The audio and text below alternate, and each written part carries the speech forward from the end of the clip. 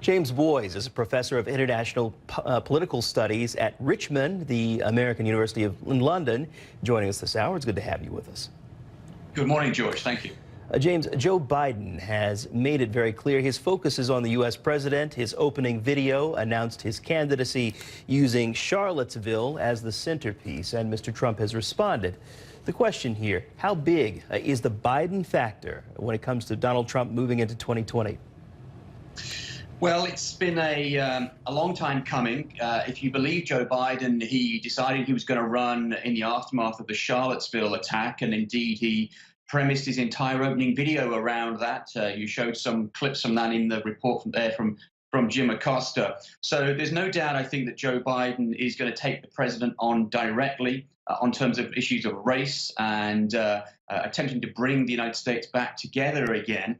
I think it's challenging, I think, for him to try and position himself. Many question why he would wait so long if indeed Charlottesville was the primary motivating factor, when we've now seen some other 19 Democrats beat him into the race. It must be said, on the other hand, he's just generated some $6.3 million in 24 hours. That's the largest first 24-hour fundraising effort by any Democratic candidate at this point. So he's up and running.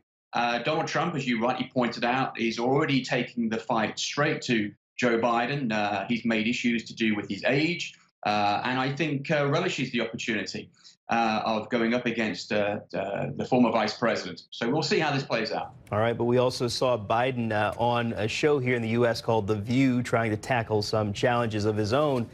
The questions about his judgment when it comes to personal space around women, also his past in overseeing the hearings that put Anita Hill before lawmakers in that confirmation proceeding that put Clarence Thomas on the Supreme Court. Many criticized Joe Biden for how he managed the questions around Hill's allegations of sexual harassment by Thomas.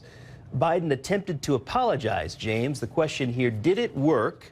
I want you to listen to this short clip.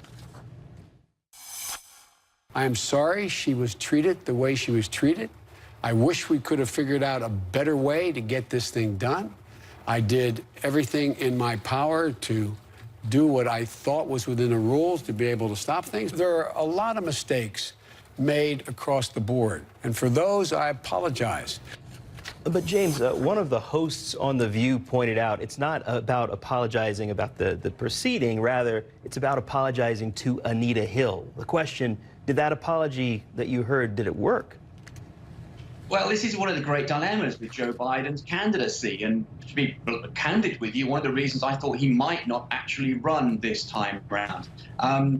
You have to wonder why it is that Joe Biden cannot simply say, look into the camera and apologize for what was done to Anita Hill all those years ago, instead of offering these sort of nuanced approaches. I'm sorry if your feelings were hurt. I'm sorry for the process, et cetera, et cetera. We're hearing from Anita Hill herself about a phone call that took place between the former vice president and herself. And again, many people have asked why that was done so late in the day, just before he announced his candidacy. This was really something that could and should have been done many months ago, if indeed Joe Biden was planning to run in the aftermath of the Charlottesville attack. It's something he should have got sorted out and laid out ahead of time and dealt with, so that these questions weren't coming up time and time again and very much denting, I think, the very beginning of his candidacy. It is a problem for him, I think, moving forward. It does make taking some of the fight to Donald Trump far more difficult, and will raise questions, I think, about whether he is the ideal candidate to challenge Donald Trump, especially on these issues, notwithstanding some of the strengths that I think Joe Biden would have, particularly in areas such as Pennsylvania, Michigan, et cetera, where, of course, Donald Trump did so well to win the presidency. James, just quickly here, I want to run through some numbers. As Mr. Trump goes into 2020, the shadow of the Mueller report, the questions from that, this Washington Post ABC News poll shows about half of Americans feel it is fair and even-handed, just 21% saying it's not. Nearly 6 in 10, 58% say the findings in the report do not change their opinion of the Trump administration. Also, here's the thing, James, only 31% believe the Mueller investigation cleared Donald Trump of all wrongdoing. 53% more accurately say it did not. What do you make of these numbers?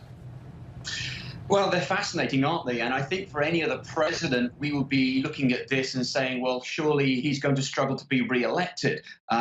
His numbers are not as strong as you would want many incumbents to be at this point. And I think it's fascinating. You tie those numbers up with the speech. Again, you played the clip from the NRA conference earlier on.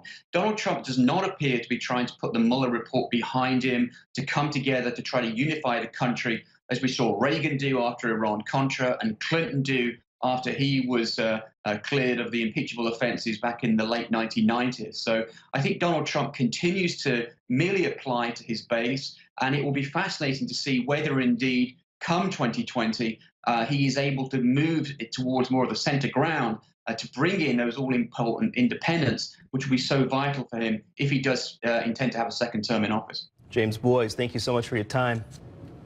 Thank you.